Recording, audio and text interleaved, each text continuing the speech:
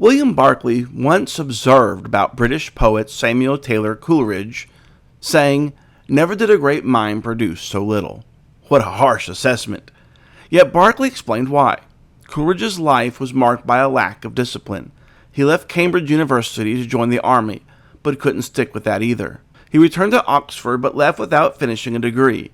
He even started a paper called The Watchman, which survived only 10 issues before folding. Barclay concluded that Coleridge lost himself in visions of work to be done that always remained to be done. He said Coleridge had every prophetic gift except one, the gift of sustained and concentrated effort. He dreamed of great works, but never disciplined himself to sit down and write them. What a lesson for us today.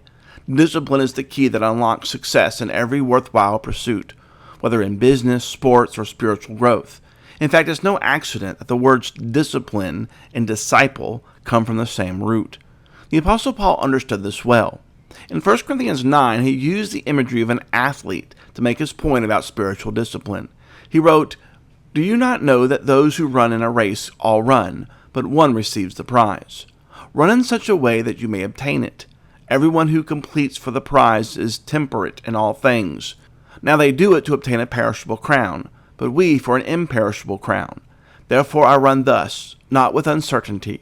Thus I fight, not as one who beats the air, but I discipline my body and bring it into subjection, lest, when I have preached to others, I myself should become disqualified. A runner trains when it's inconvenient. They get up early when others sleep in. They fuel their bodies with nutritious food when others indulge in junk. They push through discomfort while others quit. And so it is with our spiritual race. We cannot drift through life and expect to become the disciples God calls us to be. Discipline is not automatic. It takes effort, focus, and daily commitment. And it's so easy to lose focus, to give in to distractions, to look twice when we shouldn't have looked once, to waste our time and squander our talents. Jesus said, "Everyone who is perfectly trained will be like his teacher." If we want to be like Christ, we must train ourselves to think with his thoughts, live his ways, and obey his words. Paul told the Philippians, "Think on these things that are true, noble, just, pure, lovely, and praiseworthy." Discipline is a lifetime pursuit.